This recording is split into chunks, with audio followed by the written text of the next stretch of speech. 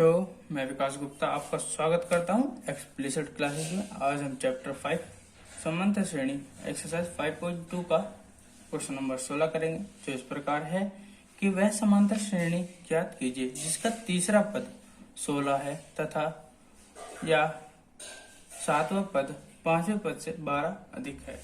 ठीक है, आइए इसे सॉल्व करेंगे। माना समांतर श्रेणी का पहला पद ए मान लिया हमने तथा सार्वंतर डी है, इक्वल टू डी हो गया। ठीक है, तब हम जानते हैं क्या कि T3 तीसरा पद हमें क्या दे रखा है, 16 दे रखा है, और T3 को हम क्या लिख सकते हैं, a + 2d लिख सकते हैं। ठीक है, इक्वल टू 16, ये हो गया हमारा समीकरण 1। ठीक है, फिर क्या कहता है कि और सातवां पद पांचवें पद से 12 अधिक है। ठीक है ना, सातवां पद पांचवें पद से 12 अधिक है। तो कैसे करेंगे कि हमें दे रखा है प्रश्नानुसार सातवां पद T7 पांचवें पद से 12 अधिक है, पांचवें पद से 12 अधिक है।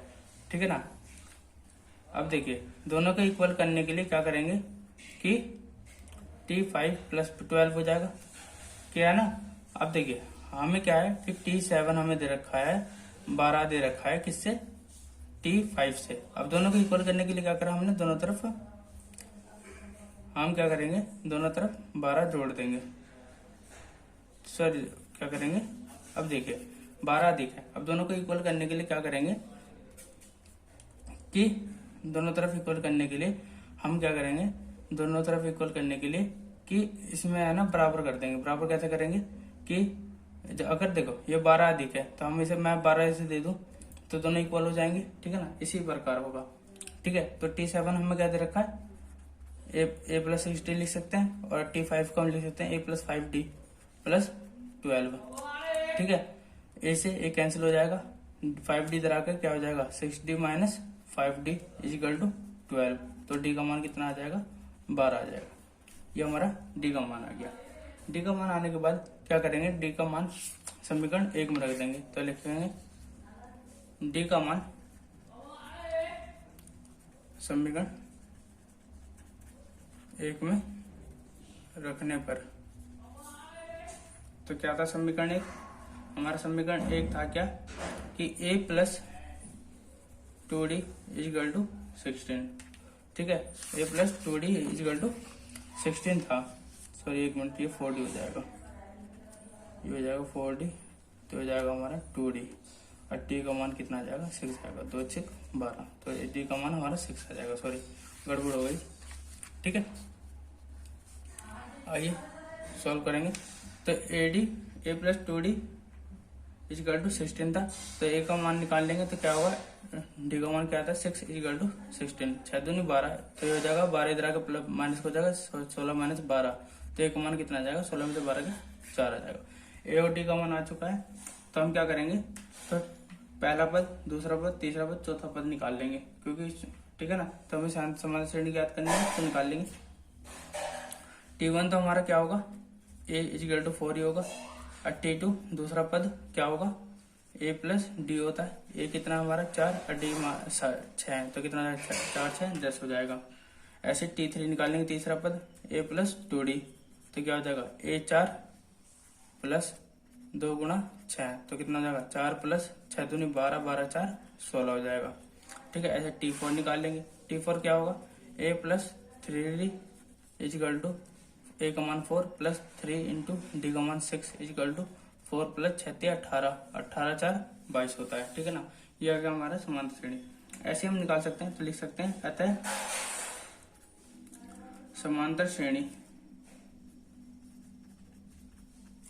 होगी जो हमारी क्या होगी, 4 10 16 22 और इस प्रकार चलती रहेगी। ठीक है, यह आ गया हमारा क्वेश्चन नंबर 16। आइए अगला क्वेश्चन करते हैं, जो इस प्रकार होगा कि दे रखा हमें कि समांतर श्रेणी 3 8 13 और डेट इज अंतिम पद दे रखा है 253 में अंतिम पद से 20वां पद ज्ञात कीजिए। अंतिम मतलब अंतिम पद से 20वां पद ज्ञात करना है। अब देखिए जो हमें समांतर श्रेणी दी गई है, दी गई समांतर श्रेणी जो है इसमें क्या है, क्या दे रखा हमें 3, 8, 13 और 253। ठीक है। अब देखिए इसका प्रथम पद हमें क्या दे रखा है, ए दे रखा है हमें 3 और डी का मान कितना क्या हो जाएगा 8 में 3 या 5। ये डी का मान दे रखा है हमें कितना 5। ठीक है, ए का मान और डी का मान दे रखा है। अब देखिए हमें दिख रहा है कि पदों में अंतर कितना है, 5 का अंतर है। ठीक है, अगर मैं ऐसे चलूं, मान के चलना कि अगर मैं मान लेता हूँ ये अंतिम पद ही होगा, तो अगर मैं अपोजिट साइड चलूँ तो कैसे होगा, 13 में से 5 गया 8, 8 में से 5 गया 3। ठीक है, तो हम क्या करेंगे कि अंतिम पद से निकालना है, तो हम है ना श्रेणी को उल्टी कर देंगे, श्रेणी को उल्टी कर देंगे। उल्टे करने पर तो क्या होगा, तो लिखेंगे अतः दी गई श्रेणी को 5 के अंतराल मतलब डिफरेंस से अवरोही क्रम में लिखने पर, अवरोही क्रम मतलब छोटे बड़े से छोटे में लिखने पर। ठीक है ना, ये छोटे से बड़े में लिखा है तो हम बड़े से छोटे में लिखेंगे। अवरोही क्रम में लिखने पर प्राप्त नई समांतर श्रेणी होगी। नई समांतर श्रेणी क्या होगी, आइए देखते हैं। देखिए हम लिखेंगे उल्टे से, तो क्या 253, अब 5 का अंतराल है तो क्या हो जाएगा 253 माइनस 5 और फिर हो जाएगा ऐसी दोबारा लिख सकते हैं हम 253, 5 माइनस 5 हो जाएगा 253। अब इसमें से भी 5 माइनस करते हैं, ये था हमारा, फिर 5 माइनस करते हैं 253 माइनस 5 ये था, फिर माइनस 5 कर देंगे और इस प्रकार चलते ये हो जाएगा 3 तक पहुंच जाएगी, मतलब यहाँ तक। ठीक है ना, अब अंतिम पद इसका 3 है। ठीक है, आइए देखते क्या होगा। ये हो जाएगा 253, ये हो जाएगा 253 में से 5 गया तो क्या बचेगा 248 और 253 में से माइनस का 10 गया तो क्या बचेगा 243। ठीक है, अब फिर ये जाएगा 243 में से माइनस के 15 जाएगा तो 238 बचेगा। ठीक है, और ये इस प्रकार चलता रहेगा 3 तक। अब देखिए यहाँ पे क्या होगा, अभी समांतर श्रेणी में प्रथम पद क्या होगा, ए 253 और डी हमारा वही 5 होगा, क्योंकि अंतराल हमारा 5 का ही है। ठीक है, तब अब 20वां पद निकाल लेंगे, तो इस श्रेणी का 20वां पद क्या होगा, 20वां पद ए प्लस 19D होगा। ए कितना हमारा 253 प्लस 19 इंटू डी का मान 5, तो निकाल लेंगे 253 5 9 जा 45 और 5 1 4 हो जाएगा 9 हो जाएगा। ठीक है, 95 हो जाएगा, तो कितना हो जाएगा 5 3 8 8 9 और 5 14 और 2 1 3 348 होगा। सॉरी एक मिनट गलती हो गई, माइनस के 5 होगा डी, क्योंकि 248 में से 248 में से 253 गया तो माइनस के 5 होगा। ठीक है ना, गलती हो गई, ये माइनस के 5 होगा तो हो जाएगा माइनस के, ये हो जाएगा तो 13 में से 5 गया, 13 में से 5 गया तो 8 और 14 में से 9 गया तो कितना बचेगा 5 और अरे क्या हो जाएगा 158 होगा। तो हम लिखेंगे अतः दी गई समांतर श्रेणी के अंतिम पद से 20वां पद 158 होगा। मैं उम्मीद करता हूँ आपको क्वेश्चन समझ में आया होगा कि किस प्रकार और किस आसान तरीके से हम कोई से भी क्वेश्चन को कर सकते हैं। आइए इसका 18वां क्वेश्चन करेंगे। 18वां क्वेश्चन और भी आसान है, देखिए देखते हैं कैसे। किसी समांतर श्रेणी के चौथे और 8वें पदों का योग 224 है। किसी समांतर श्रेणी के चौथे पद और 8वें पद का योग 24 है तथा छठे और 10वें पदों का योग 44 है। तो इस समांतर श्रेणी के प्रथम 3 पद ज्ञात कीजिए। आइए देखते हैं किस प्रकार करेंगे। फिर मानेंगे, माना समांतर श्रेणी का पहला पद ए और सार्वंतर डी है, सार्वंतर डी है। फिर क्या होगा, प्रश्नानुसार क्या कह रहा है कि किसी समांतर श्रेणी के चौथे और 8वें पदों का योग 24 है। चौथे पद मतलब T4 और 8वां पद मतलब T8 का योग कितना है, 24 है। तो हम इसे लिख सकते हैं, T4 को मैंने बताया था A+3D लिख सकते हैं और 8D 8वें पद को लिख सकते हैं A+7D इक्वल टू 24। तो सॉल्व कर लेंगे। A+A 2A plus 3D plus 7D 10D equal to 24। और क्या कर सकते हैं, 2 कॉमन लेंगे तो A+5D हो जाएगा इक्वल टू 24। तो 2 1 जा 2, 2 2 जा 4। तो A+5D किसके बराबर आ गया, 12 के बराबर आ गया। ये हो गया हमारा समीकरण 1। ठीक है, आइए आगे करते हैं पुनः, या फिर अब प्रश्नानुसार, पुनः प्रश्नानुसार क्या हो कह रहा है फिर, तथा छठे और 10वें पदों का योग 44 है। छठे पद मतलब T6 प्लस 10, 10वां पद मतलब T10 का योग किसके बराबर है, 44 के बराबर है। तो सॉल्व कर लेंगे। T6 को लिख सकते हैं A+5D और 10 को 10वें पद को लिख सकते हैं A+9D इक्वल टू 44। तो सॉल्व कर लेंगे। A+A 2A 5D plus 9D 14D equal to 44। ठीक है, तो कर लेंगे, इसमें से भी 2 कॉमन ले लेंगे तो क्या हो जाएगा A+7D इक्वल टू 44। तो 2 1 2 2 जा 4, 2 2 जा 4। तो A+7D किसके बराबर आ गया, 22 के बराबर आ गया। ये आ गया हमारा समीकरण 2। ठीक है, ये हमारा समीकरण 2 आ चुका है। तो आइए आगे से सॉल्व कर लेते हैं। कैसे सॉल्व करेंगे देखते हैं। अब देखिए, अब हमें समीकरण 2 दे रखा है, A+5D equal to 12, A+7D equal to 22। हम देख सकते हैं कि इस दोनों में A का कोएफिशिएंट इक्वल है। अगर नहीं होता तो इक्वल कर लेते, ठीक है ना। इक्वल है तो हम इसे आराम से सॉल्व कर सकते हैं। क्या करेंगे, पहले में से दूसरा इक्वेशन घटा देंगे। तो क्या करेंगे, समीकरण 2 माइनस समीकरण 1 कर लेंगे। समीकरण 2 कितना दे रखा था हमें, A+7D इक्वल टू 22 और पहला पद दे रखा था A+5D इक्वल टू 12।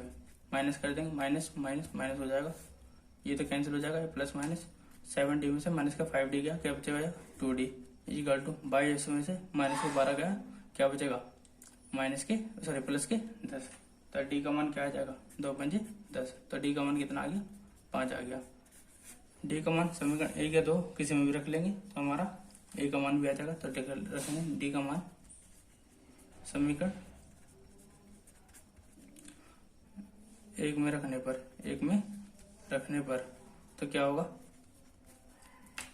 D का मान रख देंगे तो A+5D 5 इंटू D का मान कितना 5 इक्वल टू 12। तो A+25 इक्वल टू 12। तो कर देंगे सोल्व। तो E का मान क्या आएगा, A इक्वल टू 12 माइनस 25। तो क्या आ जाएगा, माइनस के 13 आ जाएगा। तो A का मान कितना आ गया, माइनस के 13। तो इससे हम आगे के पद निकाल सकते हैं। इसलिए T1 का मान कितना हो जाएगा, T1 A के बराबर होता है, माइनस के 13 हो जाएगा। ऐसे T2 क्या होता है हमारा, A+D होता है। A का मान कितना, माइनस के 13 और D का मान कितना 5। तो कितना हो जाएगा, ये हो जाएगा हमारा माइनस के 8। ऐसे T3 निकाल लेंगे, A+2D इक्वल टू माइनस के 13 plus 2 into 5 equal to minus के 13 प्लस 5 दूनी 10। तो हो जाएगा माइनस के 3। ठीक है, यहीं तक रखते हैं तो लिख सकते हैं, अतः समांतर श्रेणी के 3 पद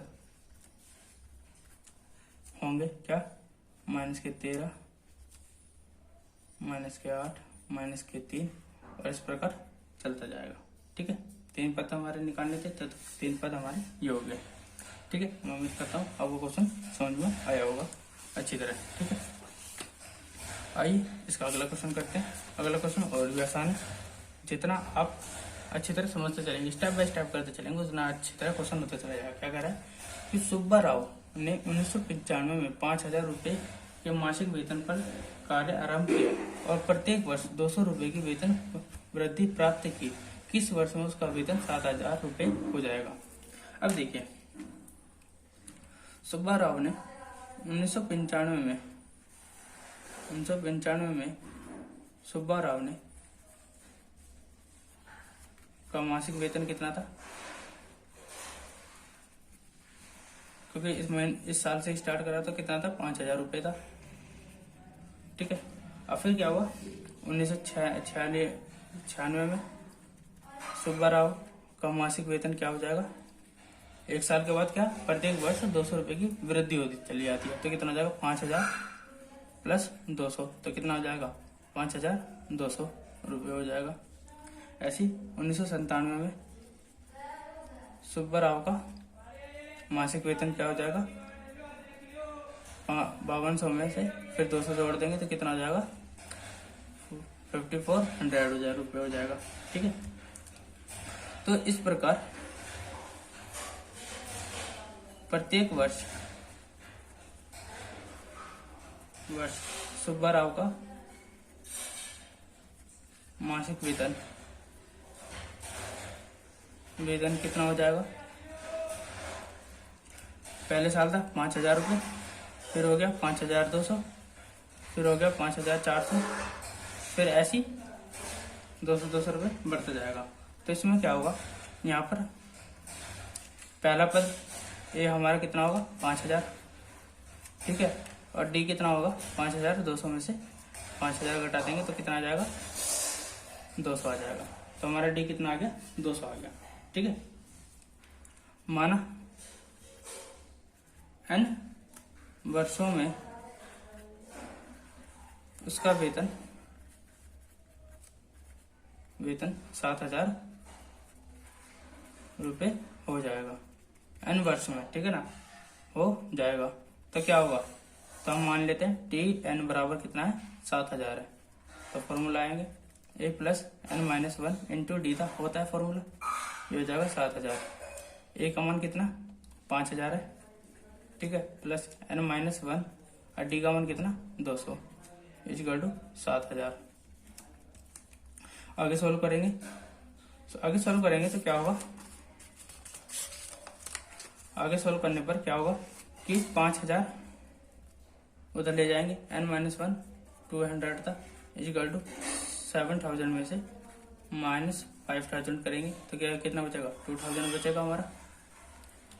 यहाँ बचेगा n माइनस 1 इंटू 200, 0 से 0 कैंसिल और 2 एकम 2 10 बचेगा। ठीक है, तो n माइनस 1 इजिकल टू 10 हो जाएगा। तो n इजिकल टू 10 इधर बना प्लस 1 हो जाएगा। तो n का मान कितना आ गया? 11। यहाँ आ गया हमारा n का मान 11। तो हम लिख सकते हैं क्या कि अतः सुब्बा राव का 11वें वर्ष में वेतन 7,000 रुपये हो जाएगा। ठीक है, मैं उम्मीद करता हूँ आपको क्वेश्चन समझ में आया होगा। आइए इसका लास्ट क्वेश्चन करते हैं इस एक्सरसाइज का, जो आप बहुत अच्छी तरह समझ सकते हैं कि रामकली ने किसी वर्ष के प्रथम सप्ताह में 5 रुपए की बचत की और फिर अपनी साप्ताहिक बचत 1.75 पैसे बढ़ाती गई। यदि nवें सप्ताह में उसकी साप्ताहिक बचत 20.75 पैसे हो जाती है तो n का मान ज्ञात कीजिए। n का मतलब किस वर्ष में करा, ठीक है ना, किस सप्ताह में करा या फिर जैसे भी है। ठीक है ना, आइए देखते हैं। अब देखिए, रामकली ने प्रथम सप्ताह की गई बचत कितनी है, 5 रुपये है। ठीक है, फिर क्या करा, रामकली ने दूसरे सप्ताह की गई बचत कितनी हुई, हर सप्ताह उसने 1.75 बढ़ा दिया, तो कितना हो जाएगा, 6.75 हो जाएगा, 6.75 हो जाएगा। ठीक है, ऐसी रामकली ने तीसरे सप्ताह की गई बचत कितना हो जाएगा, 6.75 प्लस 1.75, तो कितना हो जाएगा, 8.50 हो जाएगा। इतने रुपये बचत करा। ठीक है, तो हम हमारे पास जो श्रेणी मिलेगी, क्या मिलेगी, 5 रुपये पहले सप्ताह, दूसरे सप्ताह 6.75, फिर तीसरे सप्ताह 8.50, और इस प्रकार चलती जाएगी। ठीक है, तो यहाँ पे हमें क्या मिलेगा कि पहला पद हमें क्या मिल रहा है, A5, और D मिल रहा है हमें 6.75 में से 5 रुपये गया, तो कितना बचेगा, तो ये बचेगा हमारे पास 1 रुपये, हमारे पास बचेगा 1.75। ठीक है ना, ये बचा। डी का मान हमारे पास ये आ गया। तो हमें बताना है कि किस सप्ताह में, nवें सप्ताह में उसकी साप्ताहिक बचत 20.75 हो जाती है, तो n का मान ज्ञात करना है। तो nवें सप्ताह में तो हम मान लेते हैं n की बात करें तो TN बराबर होगा फिर ये 20.75, तो लगा देंगे A + n-1 into D equal to 20.75। A का मान कितना, 5 प्लस n का मान हमें निकालना है, और डी का मान कितना, 1.75 इक्वल टू 20.75। सॉल्व कर लेंगे तो क्या हो जाएगा, n-1 इंटू 1.75 इक्वल टू 20.75 में से माइनस के 5 गया, तो कितना बचेगा, ये बचेगा हमारा 15.75 बचेगा। ठीक है, और यहाँ बचा हमारा n-1 इंटू 1.75। तो सॉल्व कर लेंगे, यही कर देता हूँ मैं। ठीक है, करेंगे सॉल्व तो क्या हो जाएगा, n-1 इक्वल टू 15.75 माइनस 1.75। ठीक है, पॉइंट से पॉइंट कैंसिल हो जाएगा।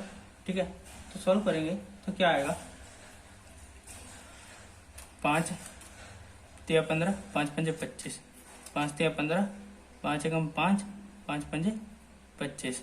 ठीक है, फिर करेंगे 5 सत्ते 35, 5 छंग 30, 5 तिया 15, 7 ने 63, तो n-1 किसके बराबर आ गया, 9 के। तो n इक्वल टू 1 इधर आगे प्लस हो जाएगा, 9 + 1 इक्वल टू n का मान कितना आ गया, 10 आ गया। तो हम लिख सकते हैं क्या कि अतः रामकली ने 10वें सप्ताह में बचत 20.75 होगी। ठीक है ना, ये होगा हमारा 20.75 की बचत होगी। ठीक है ना, मैं उम्मीद करता हूँ आपको क्वेश्चन समझ में आया होगा। अगर आपको वीडियो पसंद आया तो ऐसे ही लाइक करें, कमेंट करें और शेयर करें, और